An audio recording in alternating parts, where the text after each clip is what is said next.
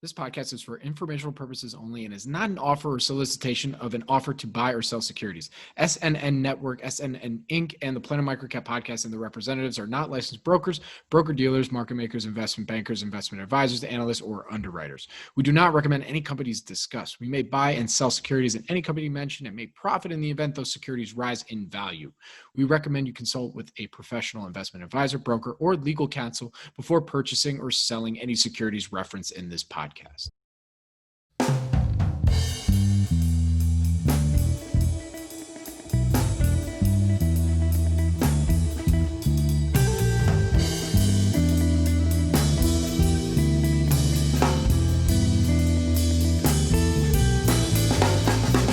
Welcome to the Planet MicroCap Podcast. I'm your host, Robert Kraft, and thank you all so much for the support and for tuning in. You can follow Planet MicroCap on Twitter at Bobby K. Kraft. That's BOBBYKKRAFT. And you're listening to episode 135. If you have any questions or comments, please feel free to tweet at me or shoot me an email at rkraft@snnwire.com. And when you do get a chance, if you like what you hear, please rate and review Planet MicroCap on iTunes. It really helps provide feedback for me and spread the MicroCap message. We have an excellent lineup of podcasts for you this week from the SNN Podcast Network. Epic Guest Week is kicked off with at the Gladiator HC, who joined Maj Suedan on Avoiding the Crowd podcast to have just really a good old-fashioned investing chat. You know, I'm happy to admit that despite having interviewing them both individually and Maj on many occasions, you know, this is the best interview conversation that I've heard from both of them. And so to go listen to that episode, go to avoidingthecrowd.podbean.com. You can also follow it on Apple and iTunes, and go check out my Twitter stream, and I tweet out the links to all those episodes. Also, this week's episode of In the Market Trenches with Gary and Eric is very fun. Frequent panelist and veteran himself, Stephen Keel, joined the boys to discuss an investing war story. The theme for this week, investing in NOL shells. A little sneak preview, an NOL shell is essentially a company that previously incurred substantial losses over an extended period of time and currently has no business activity. So you're going to learn all about NOL shells and more on this episode, which is a lot of fun. So be sure to check that out on inthemarkettrenches.podbean.com. Same thing with Avoiding Crowd. You can follow that podcast on that website and then also on Apple and iTunes. So, and of course, tune in every Friday morning to watch the latest episode of the Investors Roundtable. Every week, you never know who might be joining our panel or what topic will be discussed. So you'll have to tune in every Friday to find out. Subscribe to the SNN Network YouTube channel to be notified, which is youtube.com/SNNWire. Now, for this episode of the Planet MicroCap Podcast, I spoke with Ben Claremon, Principal Portfolio Manager and Research Analyst at Cove Street Capital. Quick side note, I think I've met more LA-based investors during COVID-19 than before. So definitely an in-person happy hour once things normalize a bit. This was a fun chat with Ben where we really dig into the many levels of being a contrarian investor. Value investors, for the most part, are natural contrarians looking for great deals in the market, trying to find ways to understand what the market doesn't love and why makes for a good conversation. Thanks again for tuning in to episode 135 of the Planet MicroCap Podcast. And without further ado, please enjoy my interview with Ben Claremon.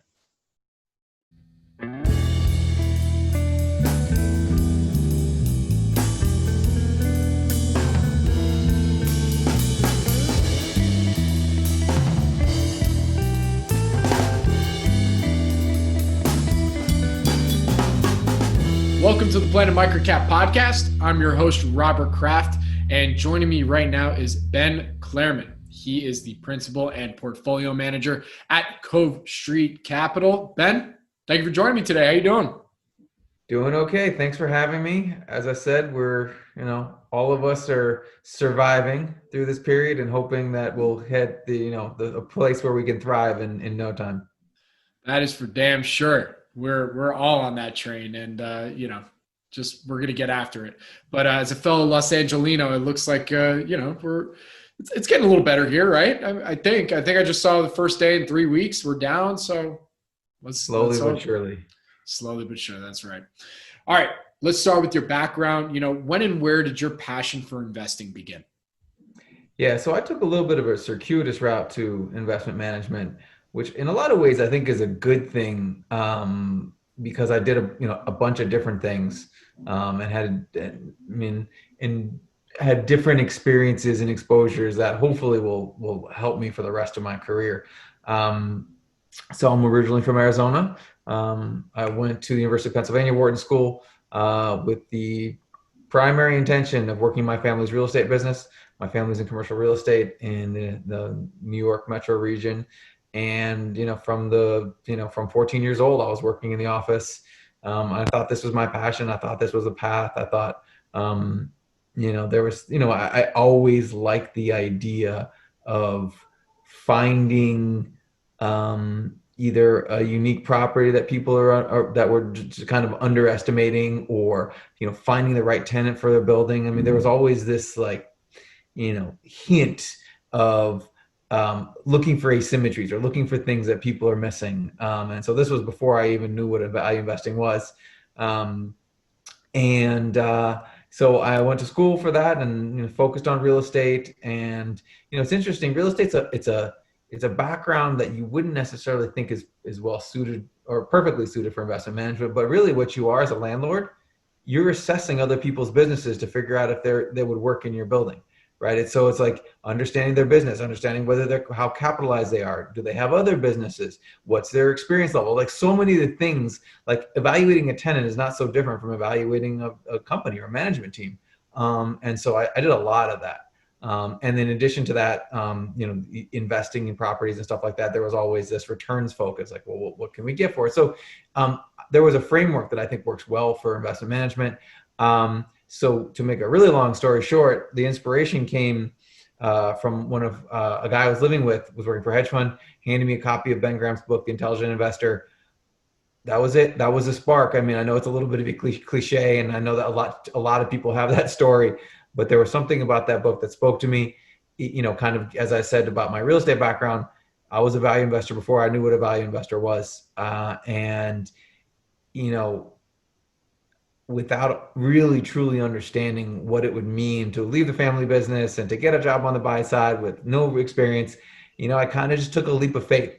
That passion and just the love of the research process and the love of the of the intellectual challenge of beating a market, which is generally pretty efficient.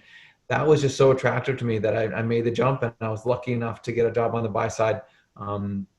Not too well timed in early 2007, but that was it. That was the spark. There was just a moment where I said, I think I can do this for a living.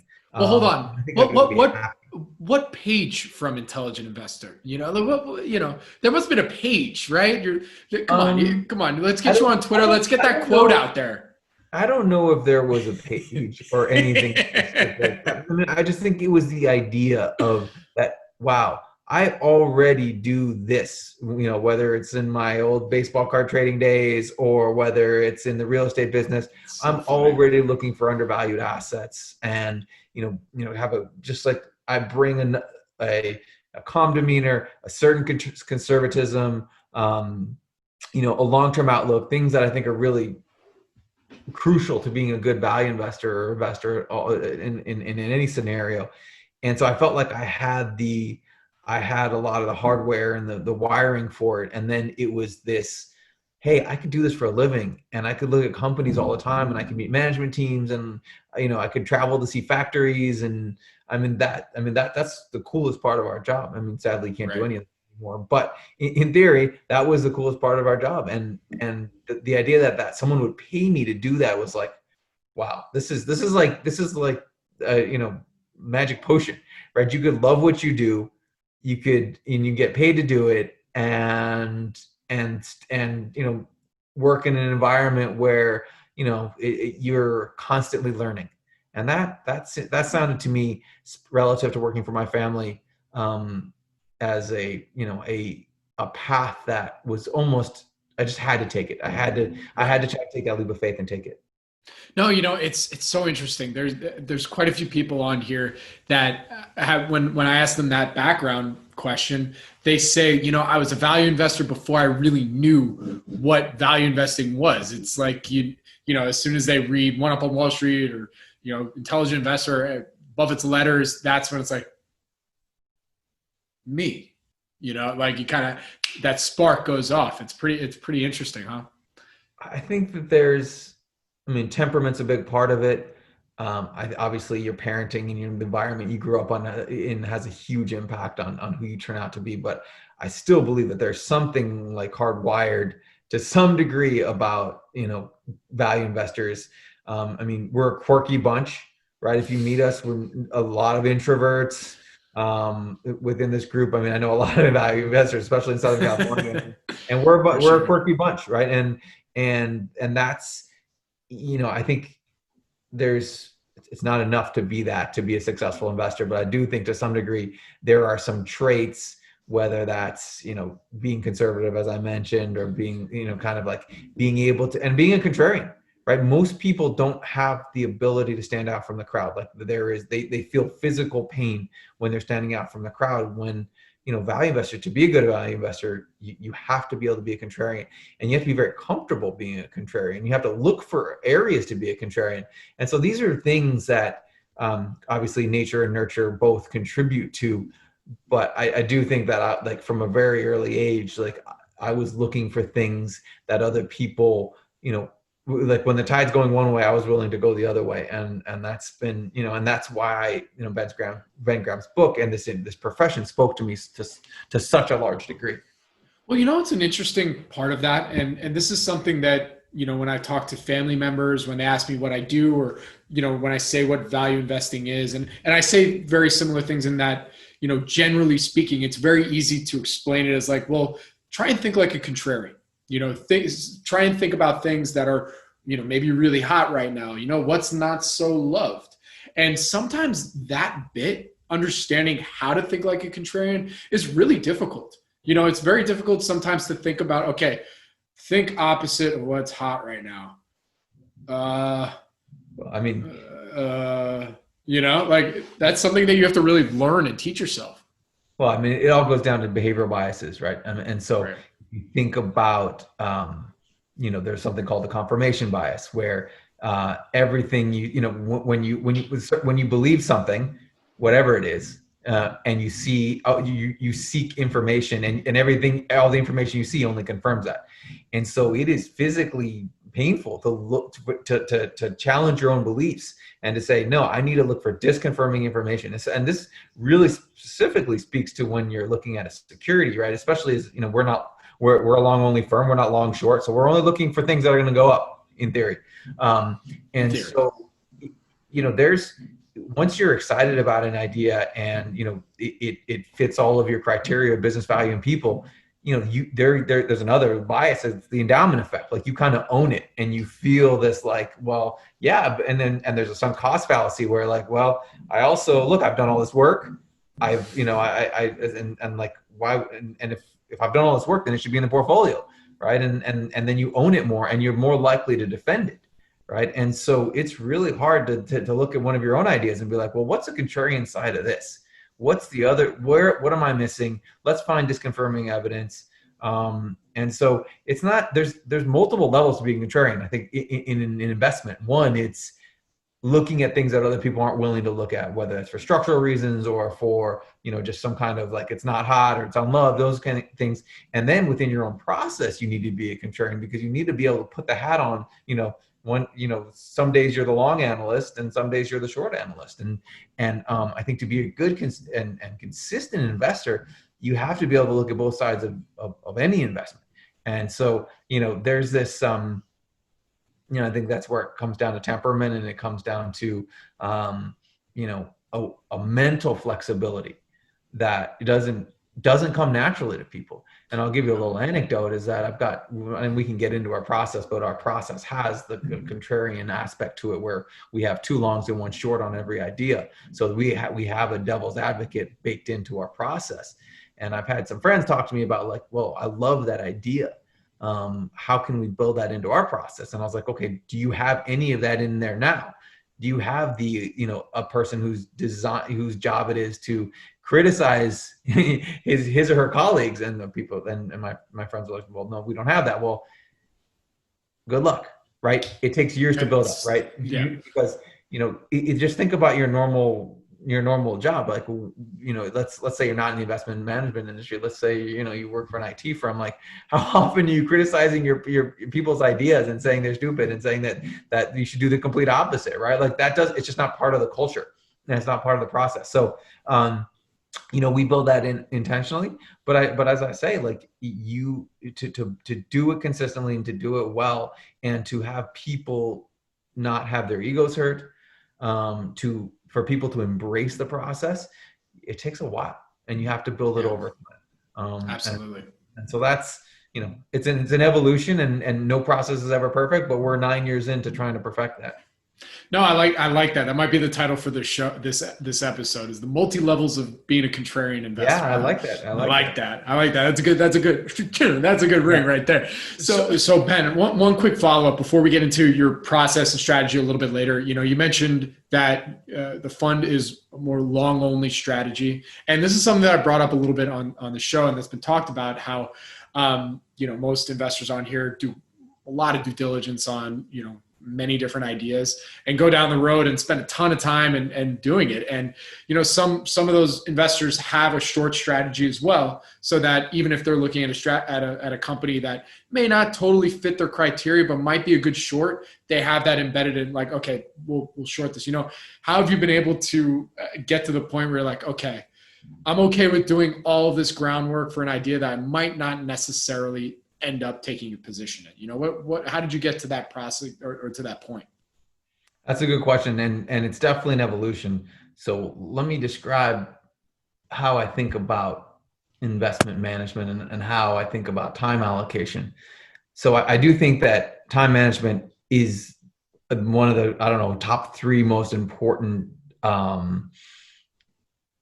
traits or skill sets that you can that you could cultivate as an investor, because there are thousands of stocks out there and there's always more than you're ever going to be able to look at in your entire life, right? And so triaging and figuring out what to spend time on is very difficult, right? And because it's not like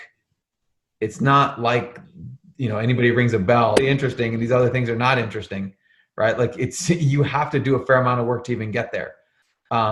And so, I think the first thing you have to do is have a very be willing to use what we call the too hard bin very liberally. And what the too hard bin is, and this goes back to a Buffett idea of of a company where you read the 10K and you have to read it 3 times to have any idea what they're doing.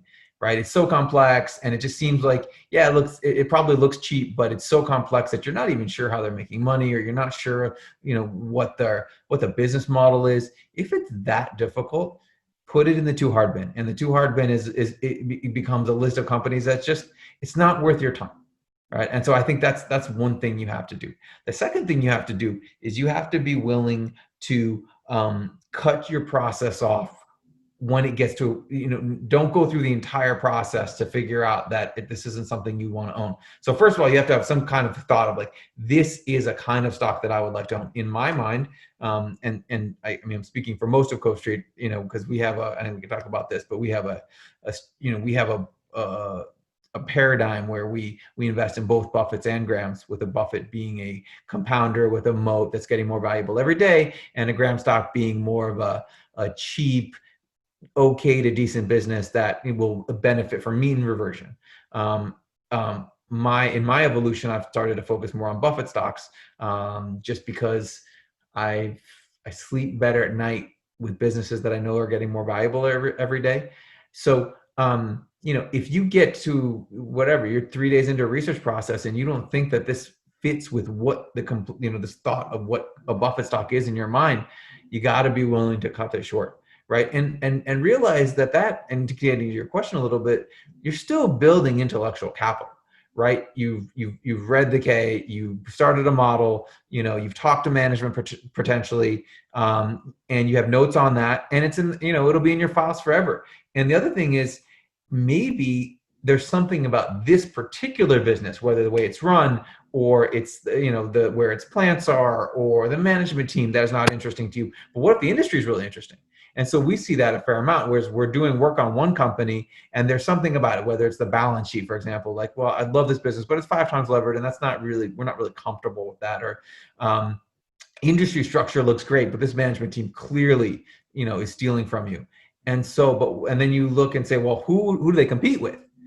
And sometimes you're looking at you find a mediocre business. You're like, wow, these guys are awful. Who's eating their lunch? And you look across the aisle and you see their competitors. And so my point is that, as long as you are being diligent and doing deep research and unearthing information about a business, especially if it's, outside of what the sell side tells you and what management tells you, you're building intellectual capital that you can use going forward and with other ideas. And then maybe the third thing is, you have to be okay, I think, to be a good value investor, especially a value investor when it comes to the better businesses. You have to be okay doing a lot of work, getting to a point where you're willing to make an investment decision and wait on valuation. So you say to yourself, I really like this business. I really like the management team. The value is just exorbitant. And I'm willing to wait until value gets to X, whatever X is. And so you do the work beforehand and you figure out whether you want to own it, who's running it, is it getting more valuable every day, set a price target, and then be patient, because the market will give you opportunities. Like, who would have thought March 2020, right, where great Buffett businesses for about a 2-week period or maybe even 10-day period were cheap again, right? And that has not been the history in recent times. So, you have to be willing to do the work beforehand, and not feel like it's a waste because you didn't buy it that day. If you spend, and so we have what's called the Buffett List, is a list of businesses that we'd love to own at some point. And the list is created almost irrespective of valuation, right? These are just great businesses, and just assume that valuation will fluctuate at times, and you will have opportunities.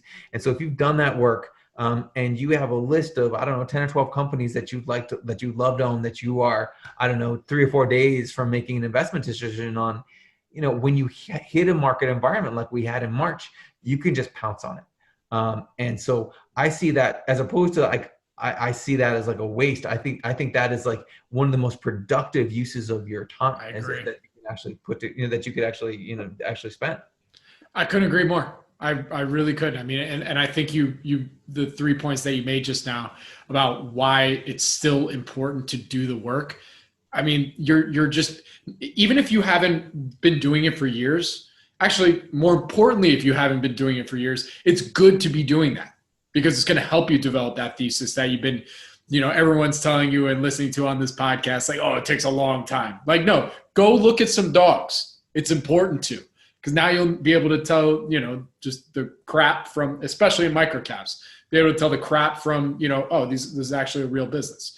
Yeah, I mean, there's no way to develop pattern recognition that's required to be a good investor without doing the work. And like, why is Buffett so special? He can read a 10K and, in 5 minutes, realize whether this is a business that he'd want to own, because he's looked at so many. And he can read a proxy statement and in 5 minutes know whether or not this is a management team that he would like to partner with. And so, young analysts always ask me about, like, how do you get there? And I'll tell you, there aren't any shortcuts. Pattern recognition comes only through doing the work and having read hundreds or thousands of financial statements, and then also meeting management teams and trying to figure out whether these people are lying to you, whether they're stealing from you, or whether they're aligned with you. Right. And so, I hate to say it, but it's a good thing in certain ways that there just aren't any shortcuts in this business. Yeah. If you want to be successful and you want to be good at it. I don't know, Ben, to be fair, look, we could years from now be in the matrix where, they just plug in a program and then, in 10 hours, you're able to have all the pattern recognition you want. I mean, to be fair, right? If they're having to be listening to this. Yes. If I will say that you could have a computer, an AI recognize patterns and say, this is like something that worked really well, 10 years ago, and we have whatever, hundreds of data points or thousands or even hundreds of thousands of data points, but the computer's never going to be able to tell you whether management's stealing from you or whether they're actually understand capital allocation, right? Those are the things that still require people. And so, I think there will always be a role, maybe a diminished role, but a role for people in this market. And the truth of the matter is, the more people who are indexing or outsourcing to an ETF or, relying on an algorithm, the fewer people who are actually thinking and doing the diligence and visiting the factories and talking to former employees, right? The smaller that pool of people the better the opportunity will be for people who are willing to do the work, and for the diligent value investors who are still around, in this, in the matrix. Yep. Hey, look, as long as there's people involved, there's always a chance for flaws, because human nature, biases. I mean, those are not going to go away. And so that's why, especially in small and microcap, that's why I always think it's an evergreen opportunity, right? There will always be smaller companies that are underappreciated, underloved, misunderstood. And there's, as long as we have public stock markets, and everyone's focused on Tesla and Apple and Netflix, there will be thousands of other little companies that no one's paying attention to, and that they're biased for whatever reason. Well, it's post bankruptcy, or, it doesn't trade that much, or, they've got an AB shareholder structure and they can't touch anything like that. There are structural reasons why people won't invest in it. I mean, those are biases that value investors can take advantage of. I wonder this every single day, like what that post-structural bias world looks like in the small micro nano cap space.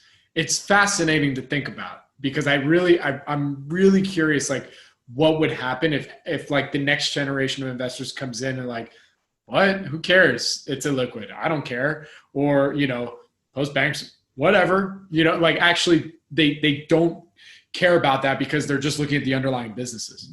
I don't know. It's a very interesting world to imagine. I wonder what that could look like. I don't know. What do you think? What could it look like?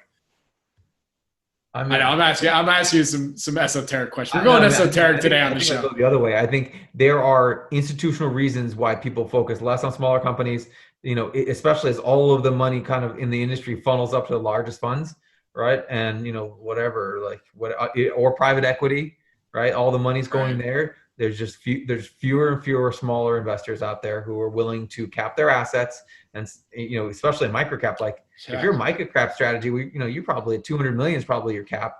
At Cove Street, we talk about our small cap strategy is a $3 billion in terms of total assets.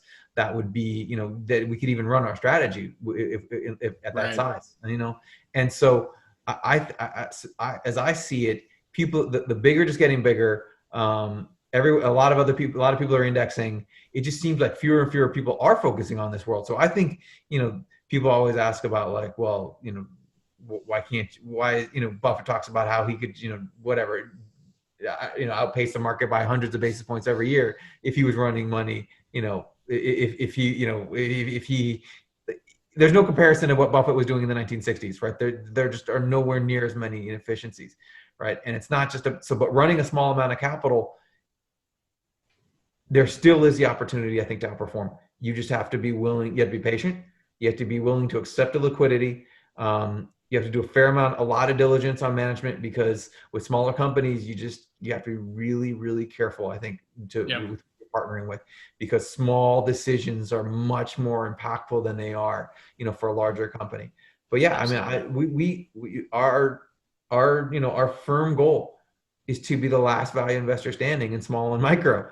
And then then it will be just like Buffett, the amazing pickings that Buffett had with his hedge fund in the 60s. And you know what, sadly we're getting there kind of quicker than you would have expected.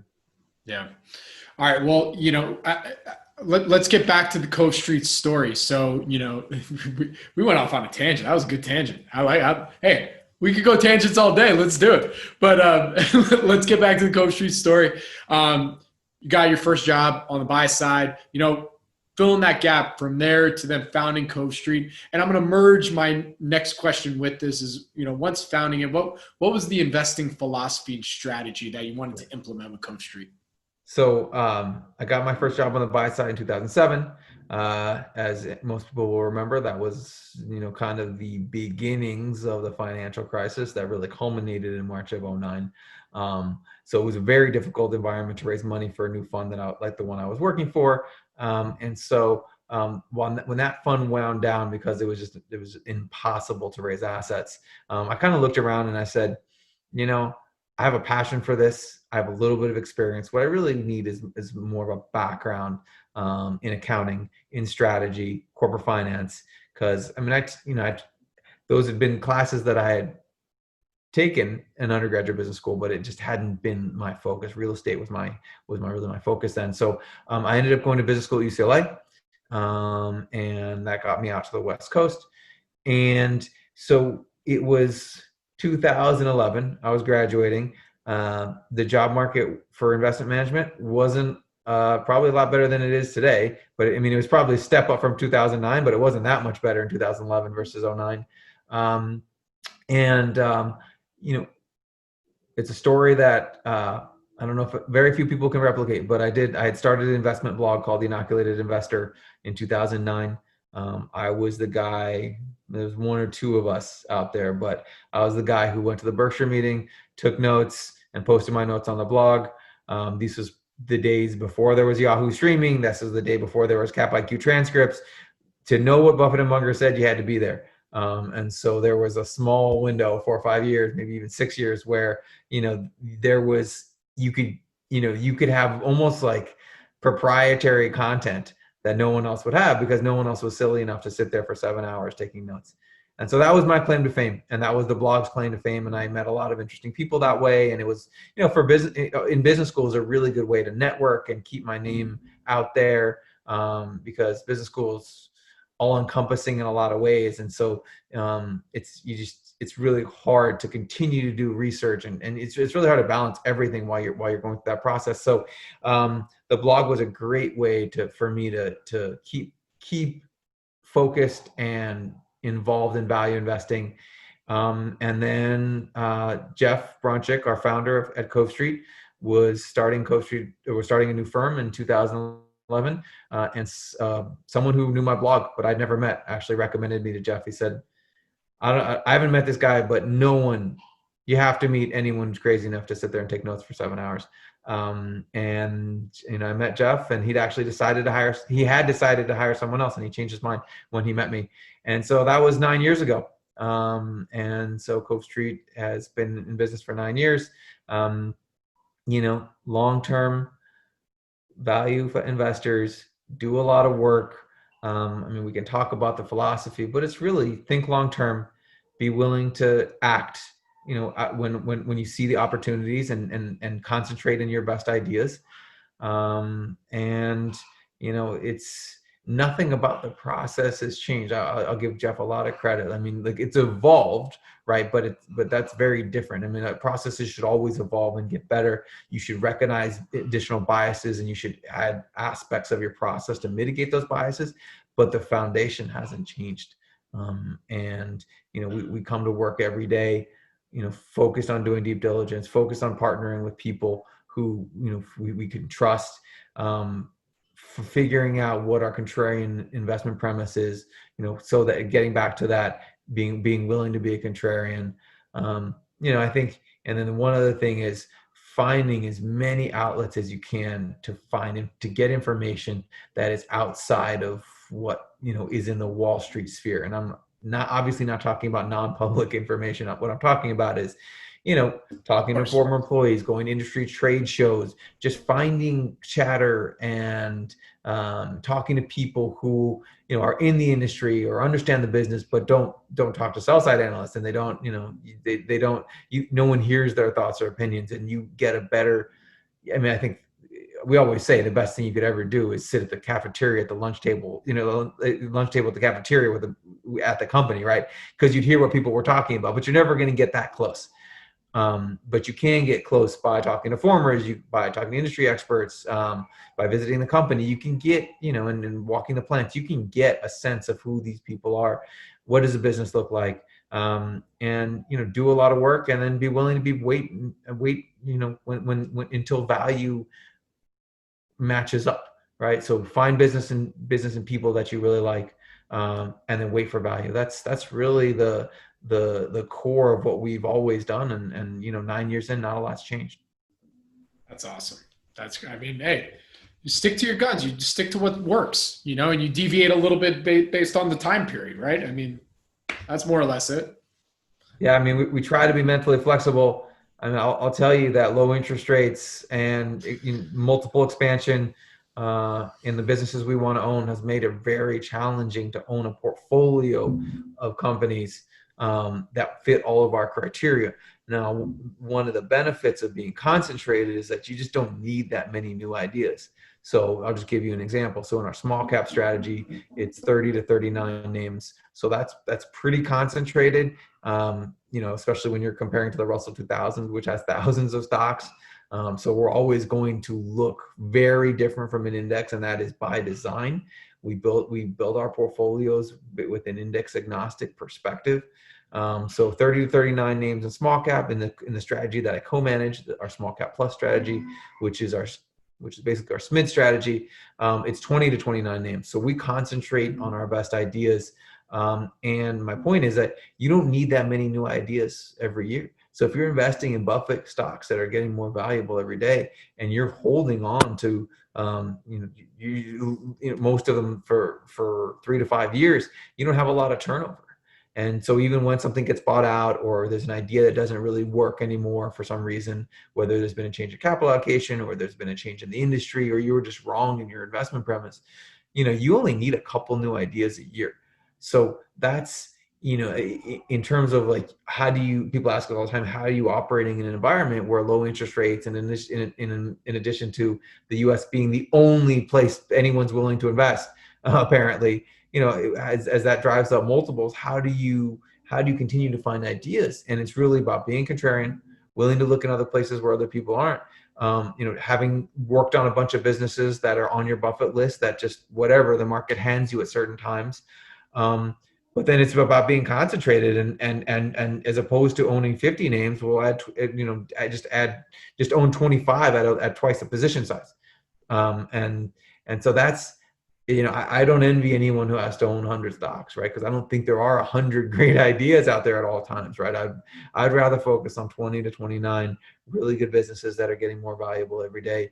And at times, and have a bench of other businesses that we've done work on that we'd like to own.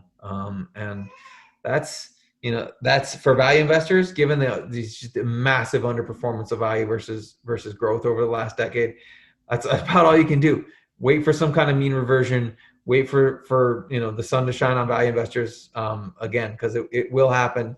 I just feel like I'm not going to predict when, but there's just so many things that feel like early 2000s to me.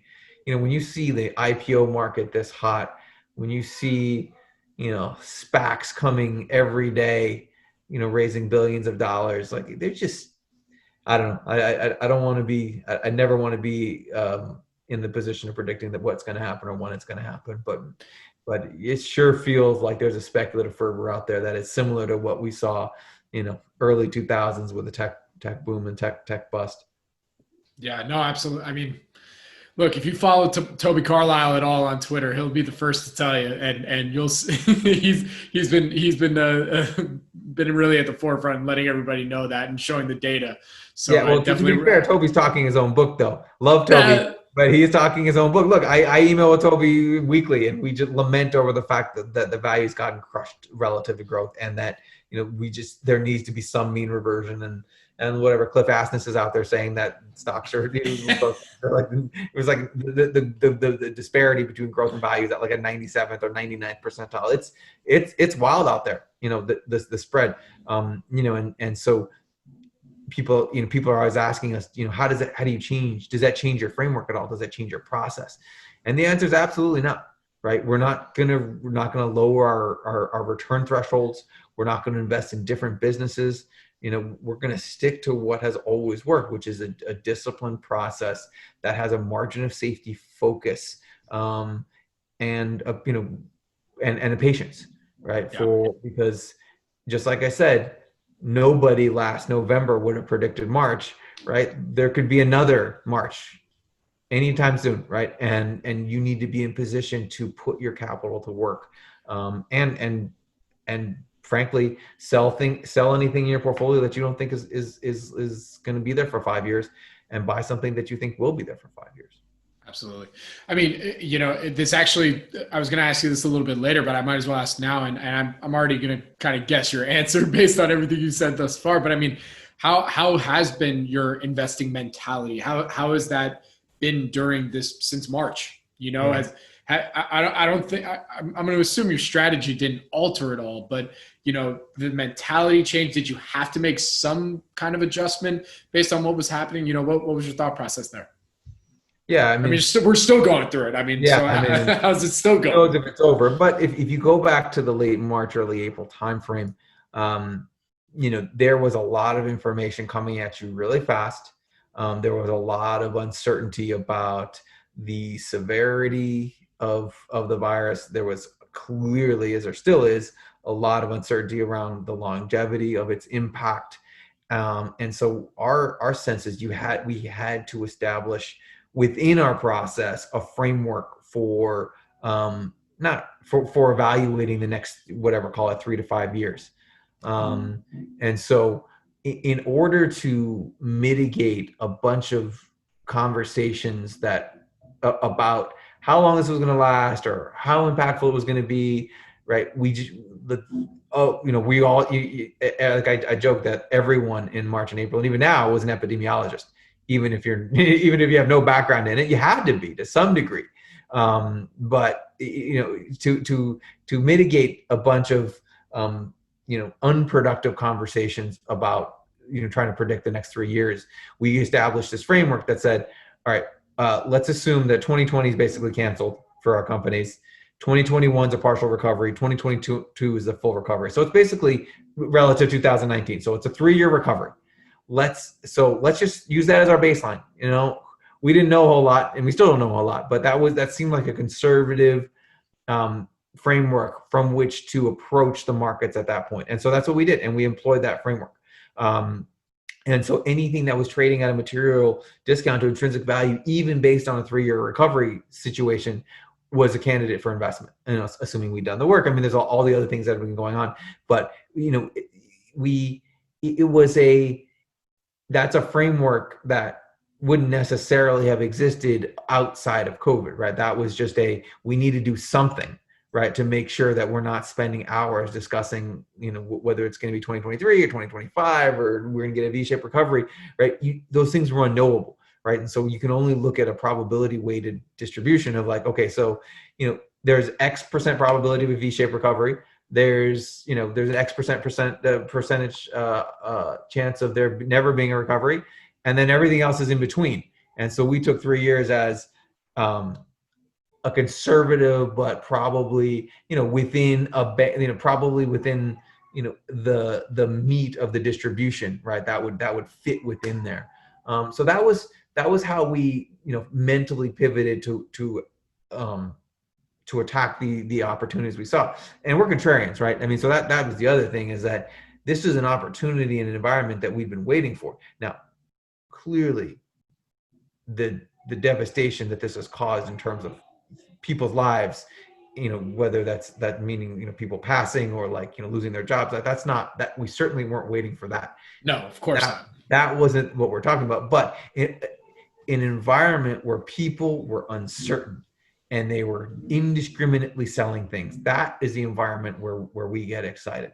And so we set this conservative framework up with a focus on that 3-year recovery plus balance sheet, right? Saying like, we need companies that have the ability to survive for the next 3 to 5 years, right? We don't want in immediate liquidity issues, right? We had with a thought that most lenders we're going to do exactly what they did, which was kick the can down the road, eliminate covenants, give people waivers. Like, I mean, we knew that was going to happen. I mean, there was no way that the lenders wanted the keys to all of these businesses, right? And so I think it was a useful framework to say, we're not going to just invest in a bunch of businesses that could go bankrupt and hope that their lenders will give them waivers. But I think it was valuable to say, in most scenarios, if this is just a liquidity issue and not a solvency issue, lenders are going to kick the can down the road. And that's precisely what we've seen. I mean, if you look at the covenant waivers of some, like event stocks like Live Nation or F1 Racing, I mean, like they've gotten their covenants pushed out to 2022, right? So 2020 is canceled, 2021 is canceled, and then 2022 is the next covenant date. So balance sheets were really important to us. So set a conservative framework. Go, focus first on what you own. Make sure that that's not going to hurt you as you're looking for new ideas. Pull up the Buffett list, see what's on that bench.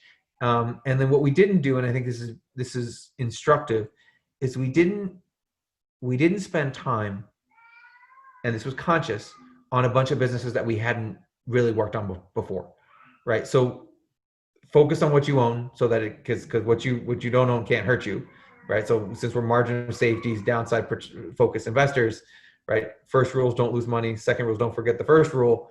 Right, like that, let's focus on what we own. Make sure that's not going to be a problem. Secondly, go to that bench, that Buffett list. There's businesses that we've worked on that you've spent a lot of time on. The management team. You were just waiting for value, but we didn't just pull up a 10K and say, hey, like I've heard of this business. It sounds interesting. It's down a whole lot.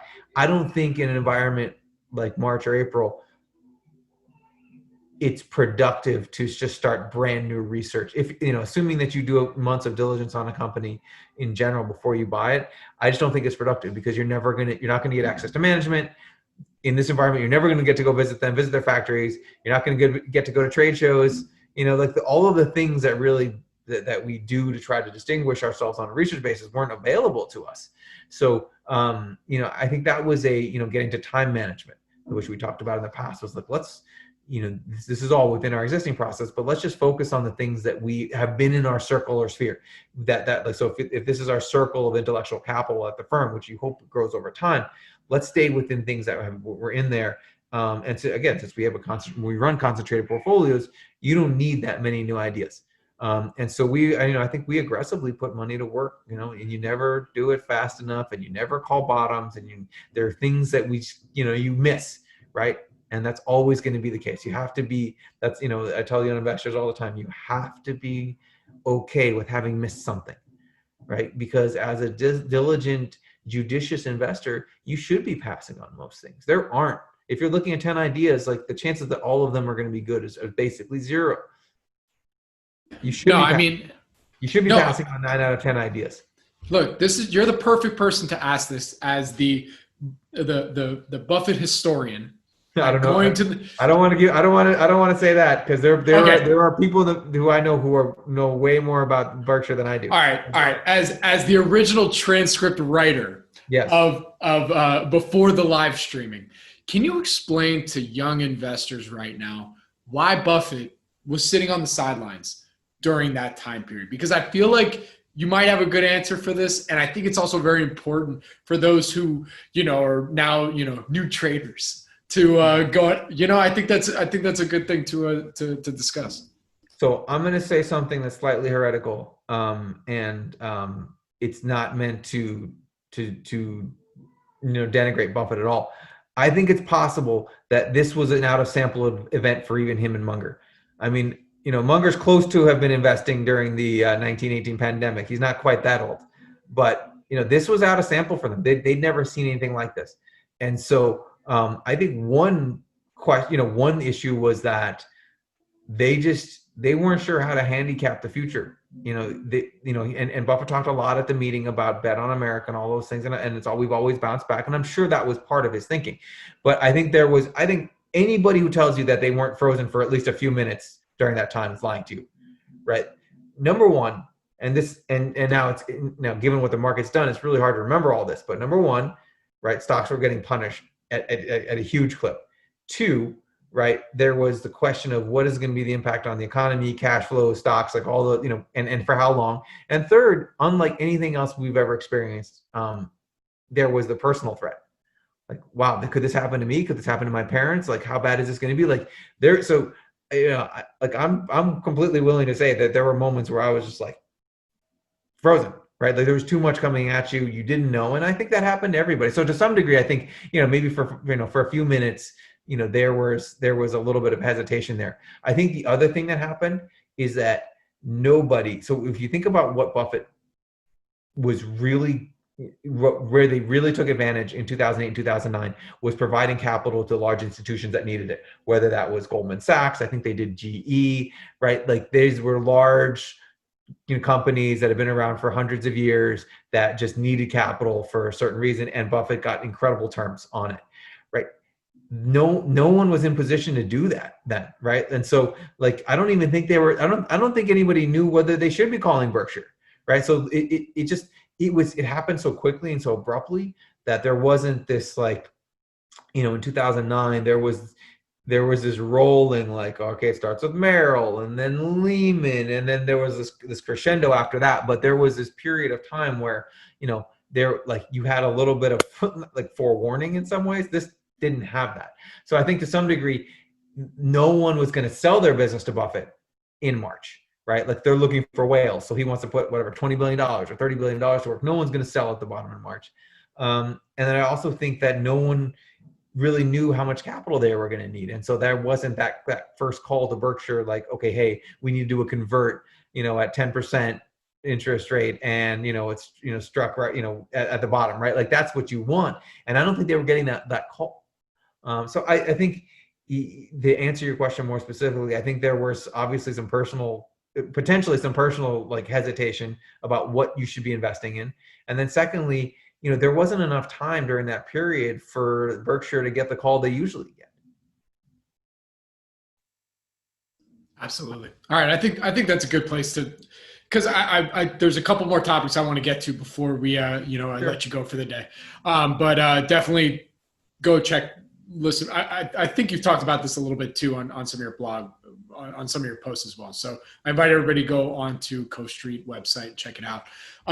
Real quick, have to ask about this. You have a section on your website dedicated to the G of ESG. So I was just curious. Why did you highlight this aspect of ESG, and can you explain why governance is the most important, if that's the implication? So we're not ESG investors, right? I mean, this ESG is a clearly a growing trend, and people who are focused on that raise money based on just that. We've been governance-oriented investors since day one, right? So that's been our focus, is like, who's running the business? How are they incentivized? How's the structure of the company? And so my personal feeling is that there's no ENS without G.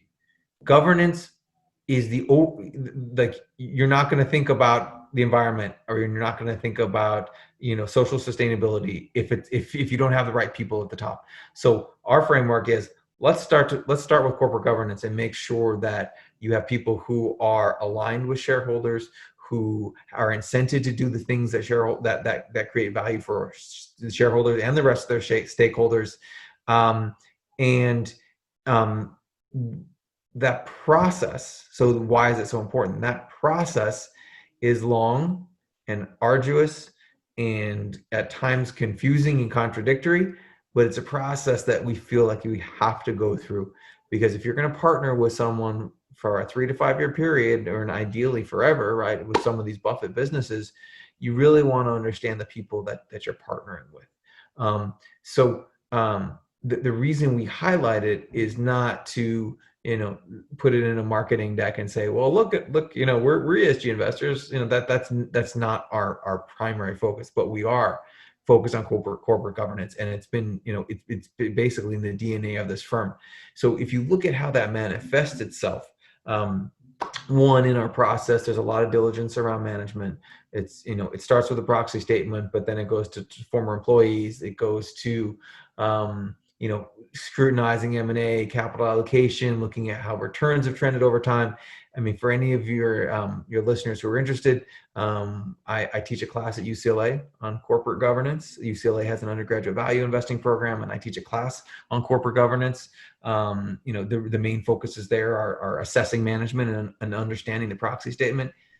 Man, so, I'm dropping in on that one. Yeah. So, I mean, we have a slide deck on which I'd be happy to send to anybody, but also it's on our website, which is what I present to these students. And it's basically our checklist of what we go through as we're evaluating management. And I think there's something like 60 or 65 slides. And that's, and if your first impression is, wow, that sounds like a lot, right? Like if I think about, if I read the Wall Street Journal or listen to CNBC, what are people always talking about? They're talking about the valuation and they're talking about the business, right? The people are always almost an afterthought. But if you listen to what Buffett says about how important the Berkshire managers are, you'll start to say to yourself, well, clearly the Oracle thinks that people are really, really important. Maybe I should start focusing on that.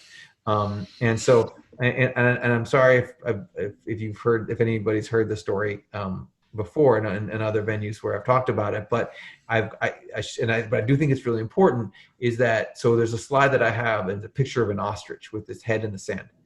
And I say to the students, don't be the ostrich. Okay, just because it's really hard to properly assess management and understand their incentives and be able to have any sense of what they're going to do in the future, just because it's really hard doesn't mean you can ignore it. You can't put your head in the sand. You just have to do the work. And be okay with not ever knowing for sure, right? There's no certainty here. People change, people are biased, right? Just like we talked about why there's always an opportunity for investors like us is people have biases and they'll change and the world changes. And so, it's a dynamic situation, and it's not just you do it once and you're done. You have to consistently and constantly assess the partners who you're working with. But to take it away is like, I think,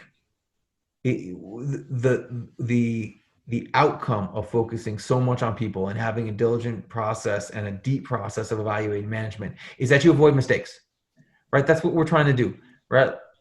Avoid mistakes and let your winners take care of themselves, right? And so if you think about the mistakes that people make in investing, right? Well, easier said than done, right?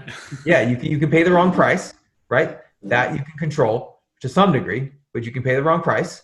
You can be wrong about the business. You can think it's a Buffett, it's actually a Graham, or worse. Or you can be wrong about the people. And so if you're willing to do the work to make sure that you're investing with people with integrity, who understand capital allocation, who are aligned with shareholders, who have some form of stakeholder framework as well. It's not just shareholders all the time to the detriment of all of our other stakeholders. I think you can avoid mistakes. And so if the rest of your portfolio is a bunch of businesses that are getting more valuable every day, and you avoid the mistakes associated with investing with bad people, that gives you an opportunity to outperform. I think if you just think about, if I just think about, Cove Street and the mistakes we've made, a lot of them have been about people. So it's not foolproof, right? You think that someone's got the copy of Thorndike's Outsiders on their desk, right? And they talk the talk, and they talk about capital allocation like they've got it down, and then they make a terrible acquisition, and it ruins a good business. That can happen. And so it certainly isn't foolproof, but you want people to have, I think of this as like the right software, right? Like, you're never going to be able to assess their hardware, but their software is like, is like how they think about the world. And if you can find people who are aligned with that, I think you've got a better chance of outperforming and having a portfolio that consistently gets more valuable. All right, so we're near the end of the interview here. So I wanted to get in my favorite question before we wrap up. What investing experience would you say has impacted you the most in your career? Yeah, I think a lot of my own evolution as an investor was catalyzed after making mistakes in smaller companies. So, I think this is really relevant to the people who listen to this podcast, in the sense that, as I said, small and micro investing, it's evergreen. The opportunity is evergreen. There are thousands of companies. People don't pay attention to them. They're liquid. They just came out of bankruptcy. There's a million reasons why they could be undervalued. So in terms of inefficiency, you find that, in spades in small cap, and you don't find that in large cap value. It's just a fact, right? And so that the opportunity is always there, but there's also a number of risks associated with smaller companies, right? And so I think just historically, we found that you just don't quite get the caliber of management that you get with $100 million microcap versus a $7 billion company, and that's not just CEO. That's layers down, that's VPs, that's processes, systems, ERP, right? Like just the whole structure that comes with management decision making isn't quite as robust. And so, I think we and saying me have made mistakes in businesses that either had customer concentration, or the total addressable market was just was just like one end market or one country, and they didn't have diversification required. So I always say it this way, like the losing money in some smaller businesses taught me you need to invest in a business that can take a punch, right? And so most large businesses, so if I'm a multi-segment, multinational, with $12 billion in revenue, if one of my segments is down 30% in the quarter, unless I'm 10 times levered, I'm probably not going bankrupt, right? But if I'm a $40 million revenue business that's tied to one customer, or has 80% with one customer, and that customer walks away, well, you don't have a leg to stand on after that. And so, I'm not talking about any concrete examples, but I'm just saying is like, invest in businesses that can take a punch. And so that means they have a balance sheet that can survive. That means they have a diversity of earnings that can survive, and they have a management team that's flexible enough to survive if you take a punch. And so that concept of just survivability and the magnitude of what magnitude earthquake can you actually survive, has led me to focus on better businesses and slightly larger businesses. And so this is certainly not a reason not to look at smaller businesses, but it is, I think, a reason to be very judicious and careful about like the kind of businesses you'll invest in, as they, as just by definition, smaller companies have, a smaller total addressable market, or they just don't have as many, they may not be any international businesses, or they're only one segment, or they have a customer concentration. Just be careful there. And if you're coming up with a bunch of businesses that have all of those exposures, put them to the side and be patient and look for better businesses. I want to give a standing ovation, but I think I don't want to piss off everybody who's just listening to the audio version of this. But Ben, I think we're there, man. Let's. Where can people go and find everything they need to know about you, Cove Street Capital? Do you have a Twitter handle, right? I think you do. Or no?